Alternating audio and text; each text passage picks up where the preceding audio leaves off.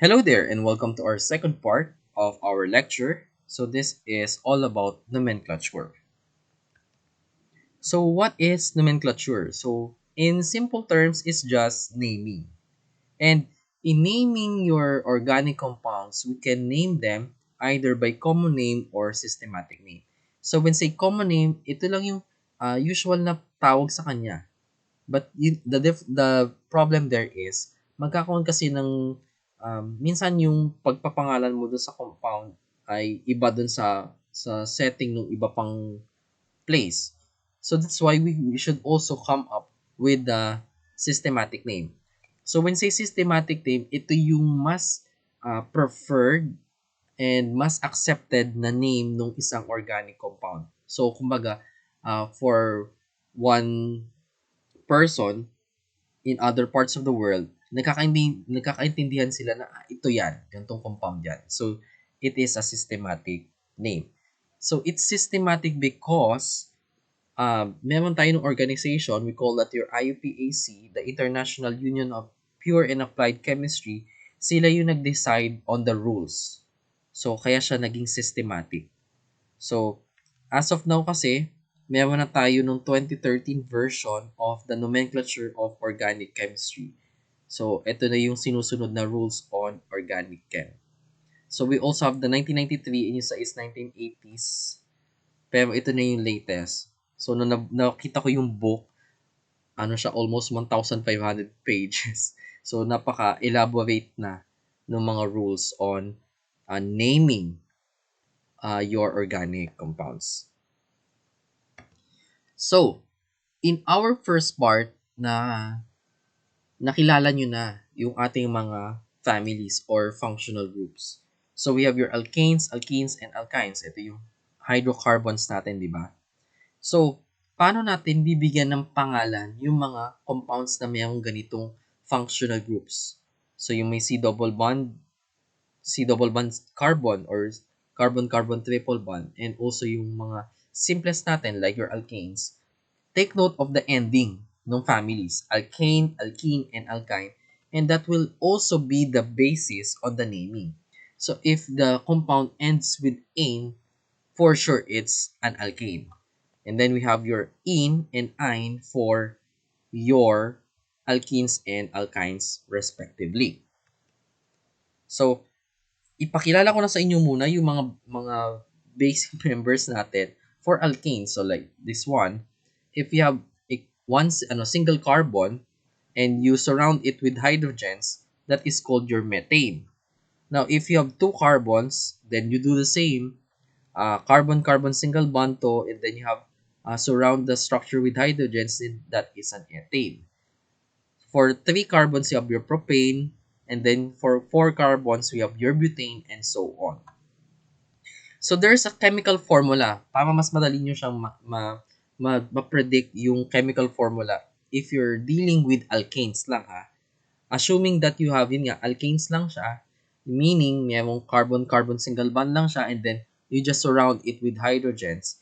So the chemical formula is CN H2N plus 2, where N is the number of carbons. So for example, you have one carbon, C1, but 'di ba in our rules, we don't write the 1. Meaning kasi noon ay the number 1 is not written, meaning understood na yun na isa lang yung carbon. So C1. And then we have your 2n plus 2. So we have 2 times 1 plus 2. So you have, this is 2, and then another 2 plus 2. So we have 4. So if your carbon is just 1, you have CH4. So the formula for methane is CH4. So C with 4 hydrogens. For ethane naman, you have C2H6. So ganun din. 2 times 2 plus 2. So you have 4 plus 2. Then you have 6. So you have 6 na hydrogens. 1, 2, 3, 4, 5, 6. So, hindi mo na kailangan mag-drawing. Diba? If you know the chemical formula. So, we also did yung mga representation, diba? So, ito naman, the ball and stick model, this is for propane. So, yung propane natin is yung tatlong carbons. As you can see, it forms a zigzag. So, every addition of your carbons, ito, naging apat, nagkakaroon ka ng zigzag. Kasi nga, why may zigzagging? Kasi ito yung reason dito ay yung ating bond, yung angle, yung bond angle natin, di ba? Ang ating carbon is tetrahedral. If this is your methane, di ba, ang usual talagang drawing yan is ganyan. So, you have meron sa taas at meron doon nasa parang likod. Tetrahedral yung ating angle. So, that is the ball and stick model. And then, you have your line angle. Ito lang yung mga zigzag. Yan. Every addition, meron ka ng zigzag na up and down. And you also have your condensed structural formula. So, when you say condensed, you group. So, for example, this one is your CH3. This part is your CH2. And then, the last part is your CH3. Na-discuss din natin last time na kung ito, katulad yan, repeating yung CH2s dito, pwede natin yang i-count as CH2 and then you just count how many? 1, 2, 3. So we have CH2, 3 and then you just add the CH3s at the end. Meaning, itong CH3s na to, ito yung nasa dulo. Okay? So that is your condensed structural formula. Okay? So here's the name of the first 10 alkanes natin. So I'm showing here the formula na with the CnH2n plus 2. So please take note of the naming.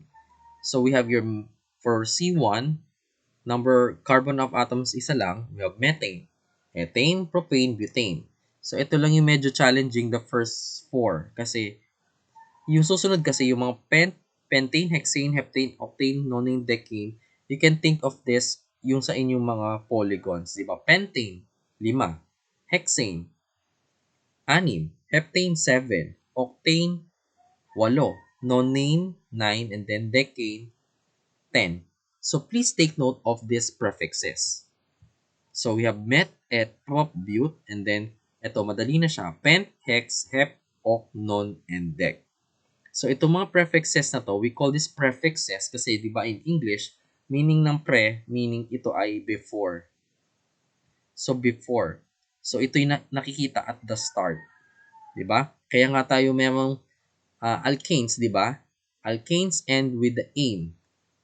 So ito yung, ang ane dito, ito yung suffix. Biglang naging English. So ito yung suffix natin, yung dulo.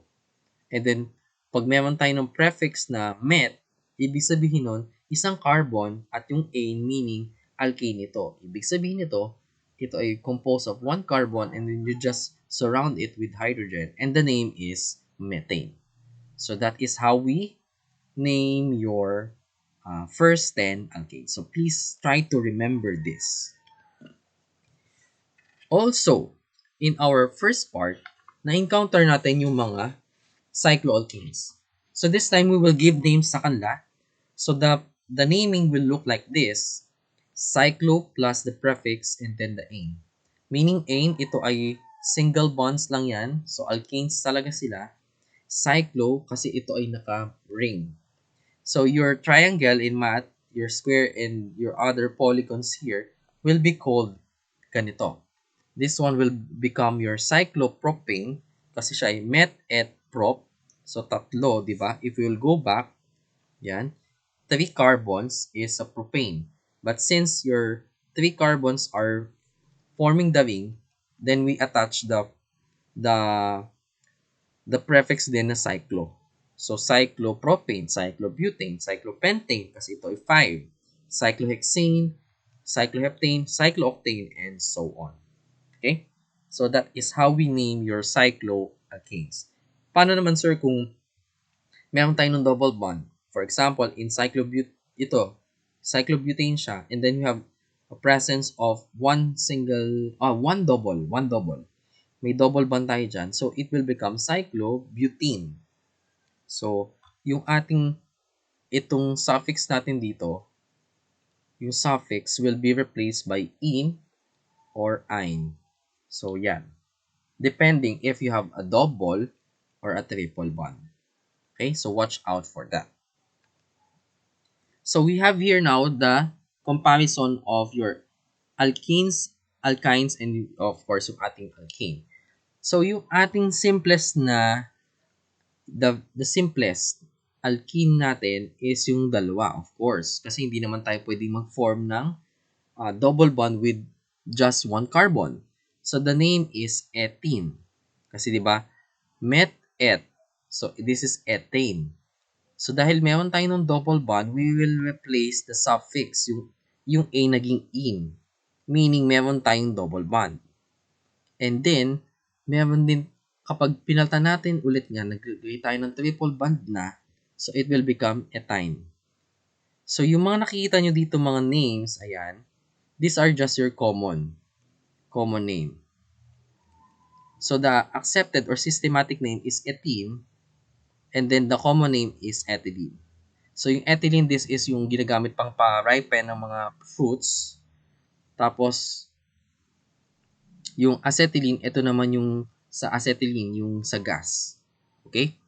So, the naming for alkenes will have your prefix, yung met, et, prop, blah, blah, blah, blah. And then, you have your suffix. The suffix will be in for alkenes. And then, you have your "-ine" for alkynes. So, if you want to determine the chemical formula, ito yung susundan nyo. For alkenes, it's CnH2n. And then, for alkynes naman, you have your CnH2n minus 2. So, let's check. So, for example, you have 2 carbons. So, this is C2. Then, you have H. So, 2 times 2, then you have 4. So, in the ethene, you have 4 hydrogens there. For our alkyne naman, so meron tayong dalawang carbons and in between them may triple bond, so C2. So, 2n minus 2, so 2 times 2, that's 4 minus 2. So, we have 2, H2.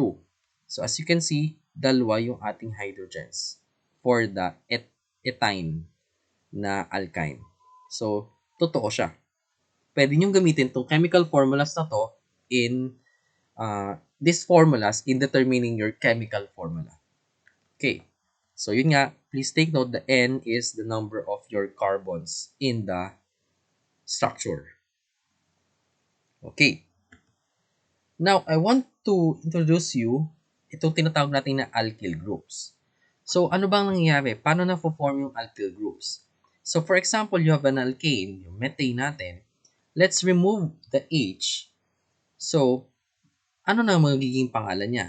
So, your alkane will now become your alkyl group. So, from being a methane, if you remove this part, this hydrogen, so ito, bakante na siya. So, ito, pwede na natin siyang ikabit with another functional group. Okay? So, this now will become your methyl. So, itong mga to, yung methane, ethane, propane, blah, blah, blah, pag inalisan natin sila ng isang H, it will become an alkyl group. So, that's why we have your methyl, ethyl, propyl, butyl, pentyl, hexyl, heptyl, octyl, nonyl, decyl. So, this is just the first 10. So, dun sa chemical formula nila, mababawasan. So, ito magiging CH3 na lang siya. And then, you bond with another. Ito, C2H5. And so on. Babawasan nyo siya ng isang hydrogen to make it an alkyl group. Okay? Now, I want you to be familiar with these prefixes also. So, you have your mono, di, tri, tetra, penta, hexa, hepta, octa, nona, deca. So, ang madali naman dito is yung 3 to 10. So, yung ating prefix for 1 is mono, meaning isa yan, and di, 2. So, ito ay magagamit natin when we go on dun sa mas detailed na pag-name ng ating mga organic compounds because we will comply with the rules of IUPAC. Okay? So, please be familiar with these prefixes. Mono, di, tri, tetra, penta, hexa, hepta, octa, nona, and deca. Okay.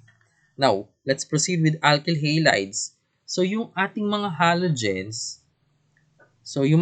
natin, pwede rin natin silang bigyan ng prefix or, pangalanan natin yung substituent. If you have a fluorine, we will call that your fluoro. Your chlorine, it will become chloro. Your bromine becomes bromo. And your iodine will become iodo. So, paano natin papangalanan yung alkyl halides? Ano bang meron sa alkyl halides? Meron kang halogen na naka-attach in your carbon. For example, ito. So, this one is, without the chlorine, this is met-et. This is ethane. So, since yung imagine nyo, di ba, yung sa atin nga, sa ethane natin, na, sana, yung ethane natin, di ba, nung naalisan siya ng isang hydrogen, it became ethyl. So, anong mangyayari dun sa isang hydrogen? Pwede natin doon na natin paltan, o doon natin lagyan ng other element. So, yun nga, ito. Ethane talaga siya, and then meron tayong kinabit na chlorine.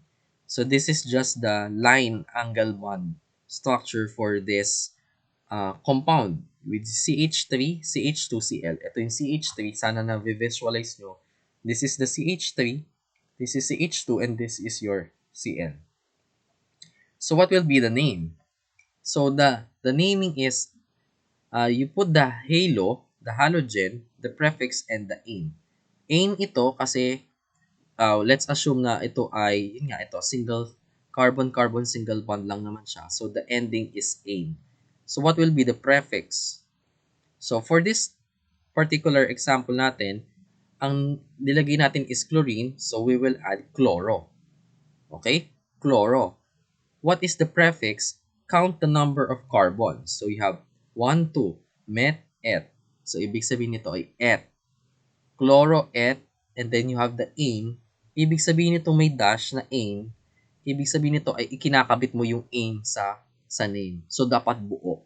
So, the name is chloroethane. And since naturo ko na sa inyo yung alkyl groups, pwede rin natin siyang tawagin na ethyl chloride. Meaning, ito yung alkyl group, and then yung ipinampalit doon sa isang hydrogen is a chlorine, so we will call that your chloride. Okay? So that is ethyl chloride, the common name. So, mas accepted natin itong term na chloroethane. We have another example. Ito naman, CH3Br. So, Br, ito ay bromine.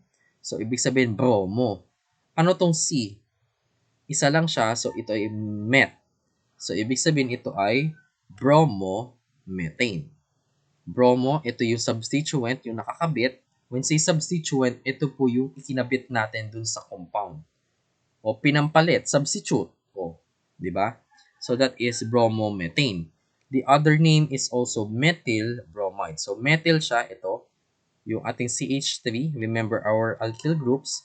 And then, yung ikinabit natin kasi is bromine. So, we will call that your bromide. So, pag yung ide naman yung dulo, ito naman magiging fluoride. Fluoride, chloride, bromide, and this is iodide. Yan. So, please take note of the names natin. So, that is how we name your alkyl halides. Sir, pwede po ba magkaroon ng double bond? Yes, pero hindi po na natin siya i-discuss dito. So, ito pwede maging in, meaning meron kang double bond in the structure, o kaya naman pwede siya maging ine, meaning meron kang triple bond present in your structure. Now, we go to your aryl halides or aryl halides. I have shown you in our first part that this is the general structure. So, you have your benzene ring with the halogen. So, now how we will name your structure? So, it's substituent plus the benzene. So, magkakabit yan. So, ano ba yung substituent natin? Balikan nyo yung previous slide natin. Ito yung magiging fluoro, chloro, bromo, or iodo natin. Okay? So, ano yung four possible structures natin? We have ito, fluorobenzene, meaning you have a fluorine. Your chlorobenzene, you have your Cl. Your bromobenzene, meaning may Br ka na isa. And iodobenzene, you have an I in the structure. It's benzene kasi nga ang tawag natin dito sa ring na to with the double bonds, conjugated, alternating double bonds, we call that your benzene. So, kaya siya naging fluorobenzene, chlorobenzene, bromobenzene, and iodobenzene. Now, sir, yun bang kung itong wala tong X na to, Yan, di ba ito ay C6H6, di ba? In our chemical formula. C6H6, this is your benzene. What if we remove yung isang H? Pwede naman. Yung isang na-remove na H doon, yun yung dun sa H na inalis doon, dun ikinabit yung ating halogen. So, for example, ito nga. Ito yung ating benzene ring. Di ba may hydrogen supposedly sa mga yan? Sa mga yan. Ayan. Itong hydrogen dito, inalis natin. So, from benzene, it will now become, when you remove one hydrogen, we will call that your phenyl. So, this one is, yung phenyl group natin is C6H5. And then you add here your halogen. So, if that is the case, itong iodobenzene, pwede rin natin siyang tawagin na phenyl iodide. So, phenyl siya kasi nga ito yung C6H5 natin, and then we have your iodine attached to it. So, your iodine will become iodide. So, the term is phenyl iodide. Ito ay phenyl fluoride, phenyl chloride, and then phenyl bromide. Okay? So, ang mas accepted kasi natin itong ganitong naming. Fluorobenzene, chlorobenzene, bromobenzene, and iodobenzene. So, we will comply with the rules of your IUPAC, or the International Union of Pure and Applied Chemistry. Okay? So, that is how we name your halides. Alkyl halides and aryl halides. Now, punta tayo sa alcohols. So, in our previous discussion, ang general structure niya is you have the hydroxyl group attached to carbon. So, the naming is just prefix natin and then all. When say prefix, you just count the number of carbons present and then you attach all in the ending. So, for example, ito. Supposedly, this is again your ethane if this is just H. So, inalis natin yung H doon, it became met-eth. So, this is ethyl. And then, since you have your OH dito, so, alam nyo na yung pangalan nito, this is your ethyl alcohol. So, the other name niya is ethanol. Kasi nga, yung prefix is ethan, et, and then you add the ol. So, siya yung tinatawag natin na ethanol. So, we have methanol, ethanol, propanol, hexanol, and so on. So, anything that ends with ol is an alcohol. Okay? For phenols, bakit naman siya phenols naman yung papangalanan natin. So, yung phenol kasi, di ba, kung babalikan natin, this is phenyl. Phenyl group siya, and then, di ba, may alcohol. Di ba, we end your alcohols with ol. So, kaya siya naging phenol kasi phen-ol. Phenyl, and then you have alcohol. Kaya siya naging phenol. So, this is the general structure of your phenols. So, eto na. Ganyan na yung magiging itsura niya. Paano natin i-name kung meron tayong substituent? When say substituent, meron tayong ikinabit. Meron tayong ikinabit na something. For example, this one. This is your phenol. Ano to? If you count this is just 1. So, this is C. Meaning, imagine nyo na to na meron siyang carbon with tatlong hydrogen. So, this is a CH3. Anong pangalan ng CH3? This is your methyl. So, ibig sabihin, ang pangalan nito, the substituent is methyl, and then we just attach phenol. This will become your methyl phenol. Okay? So, that is how we name your phenols. Next natin is ether. So, the general structure is your oxygen in between two carbons. So, the naming is just substituent and another substituent, and you end it with the word ether. So, for example, ito. So, meron tayo ng oxygen. Kumbaga, makikita natin sa structure, ito yung first na substituent, and the other one is this one. So, ito, nakilala nyo na to kanina, this is your met. So, this is your methyl. This is met-eth, meaning et. So, ito ay ethyl. So, pag pinangalan natin siya, it becomes ethyl methyl ether. So, yung naming nila ay magkakahiwalay. Ethyl methyl ether. So, ethyl, this is the part of ethyl, and then this is your methyl. And ether siya kasi nga, yung dalawang groups na yan is connected via an oxygen. We have your amines. So the general structure is you have a carbon-nitrogen single bond. The naming will be your alkane. Consider the name of the alkane. You drop the E. So remove the E and then you add the amine. Okay? O kaya naman, it could be the alkyl group plus the amine. So let's give an example. Ito. So this is how many carbons? We have 1, 2. So we have 2 carbons. So this is et. Or et lang. Et muna. Et. So ibig sabihin, supposedly this is ethane. So we remove the E, ethan, and then amine, add natin amine. So it will become ethanamine. So ito naman, yung other naming niya is the alkyl group. We consider the alkyl group. This is met, et. So this is ethyl. So, ethyl siya and then you just add the amine, ethylamine. So, itong nasa taas, this is the accepted name. Ito naman yung common name natin. Okay? For aldehydes, the general structure looks like this. You have your C double bond OH. For the naming, you consider again the name of the alkane. You remove the E minus E and then you add the anal. So, for example, natin, ito. So, you have here 2 carbons. So, met, et. So, this is supposedly ethane.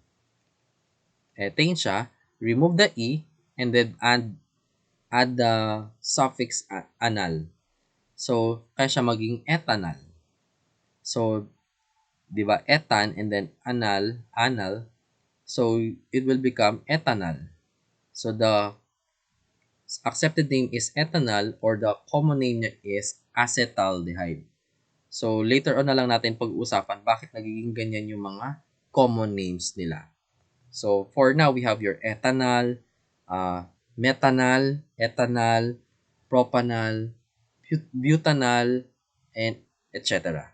So, ganun ang pagpapangalan natin sa kanila. For ketones, ang ketones naman, you also have this general structure. So, you have your carbonyl group in between carbons. So, again, you consider the name of the alkane. You count the number of the carbons and then you assign what alkane. Pero you will remove the E and then you will add the on. So, for example, ito. Met et prop. So, this is propane supposedly. So, ito nakikita nyo isang structure dito. This is just the simplified version. Diba? Kasi in simplified, this is just, ito, yung end ng line, it means CH3. So, this is met et prop. This is propane. We remove the E, so propan, and then we add the on. So, this is called your propanone. So, the accepted name niya is propanone and the common name niya is your acetone. So, ito yung ginagamit yung panlinis ng inyong mga cutics when you remove your cutics.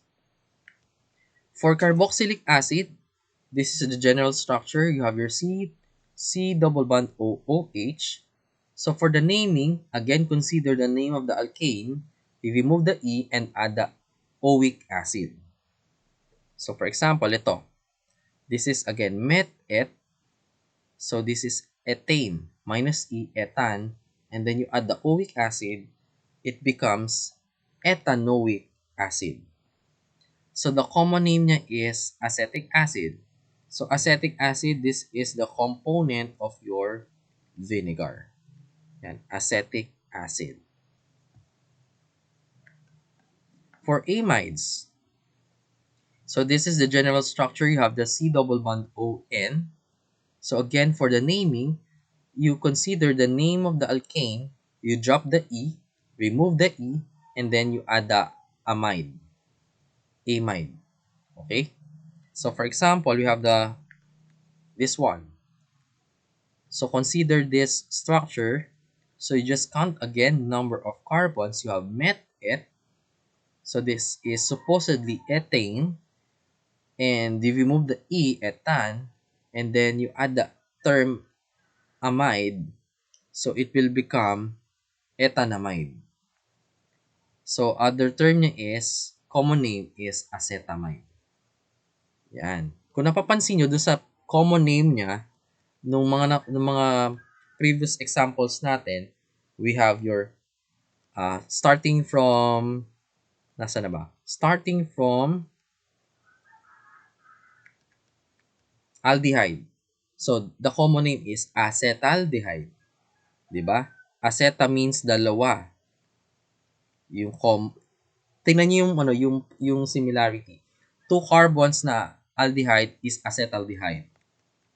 For ketone na wala tayong ganon kasi ang criteria kasi dapat ay tatlo siya. Tatlo yung carbon. So wala tayong tinatawag na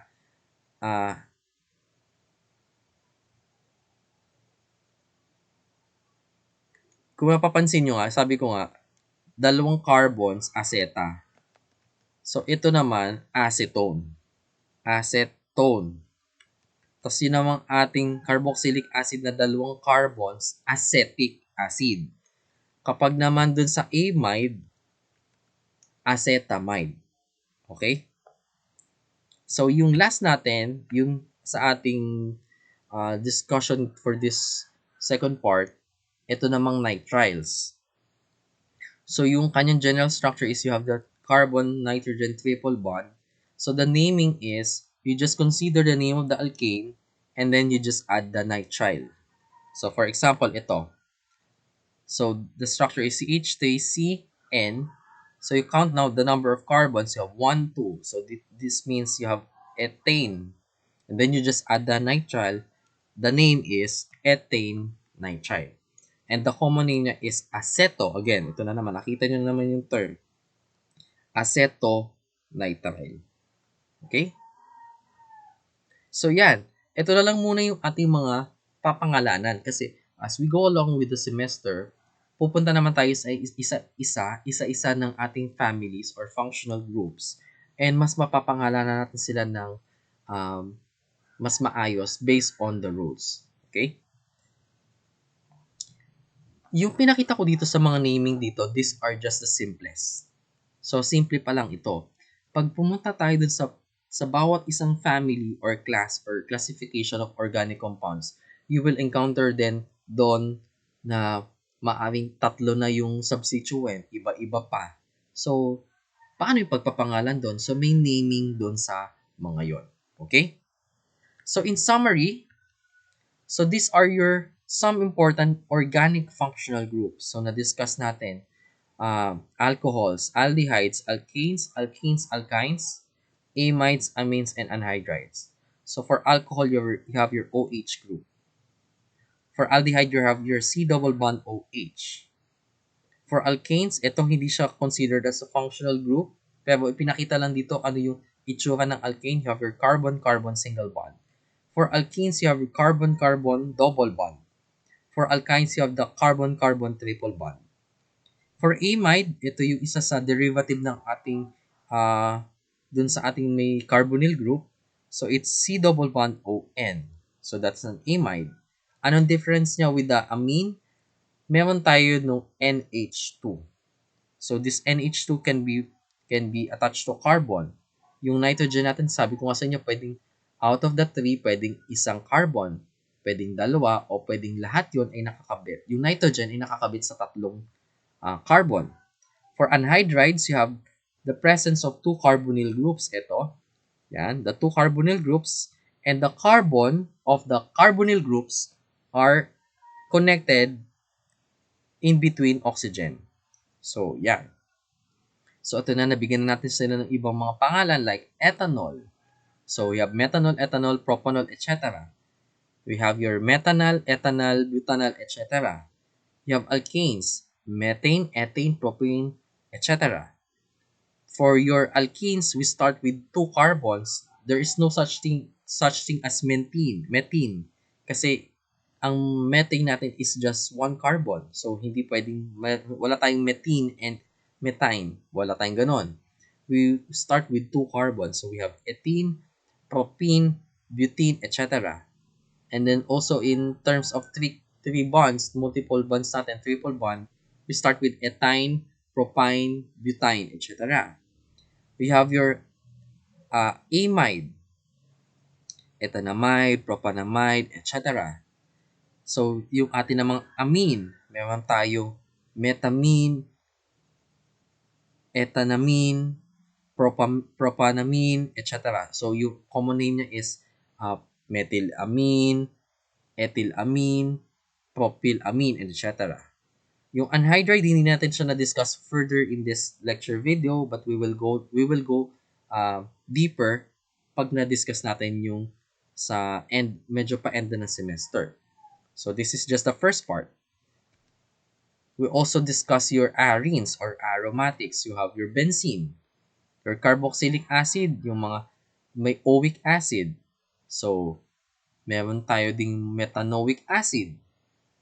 Okay? Metanoic acid, ethanoic acid, etc. At ito naman yung kanyang common name. For ethanoic acid, that's the very popular example natin. The common name is acetic acid.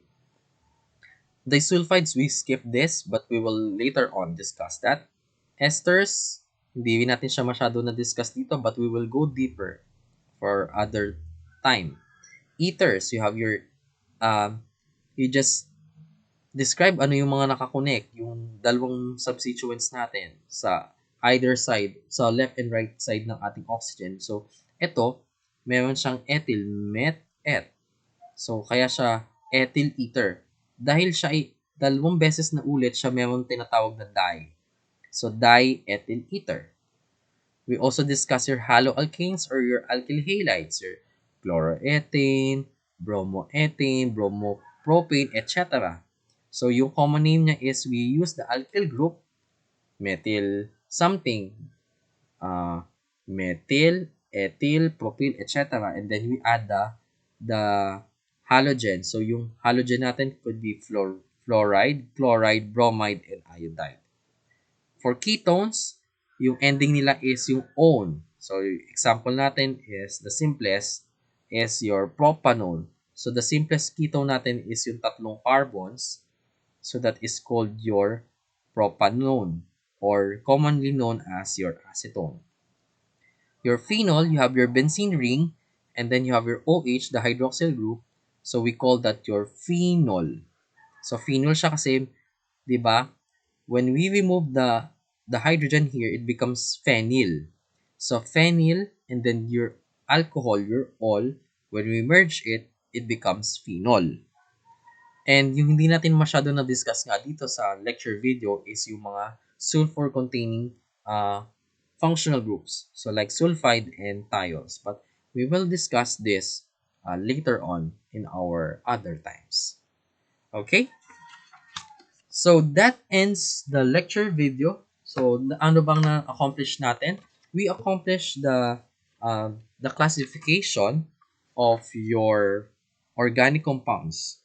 So we're able to describe and differentiate. So nakapag-compare natin ano yung difference ng mga functional groups and at the same time ano yung mga similarities nila. And in the second part, this second part ng lecture video natin is we're able to give the appropriate and some acceptable, or we can also include the common names of your organic compound for each type of organic or for each class of organic compounds. So that will be all. Thank you very much for listening.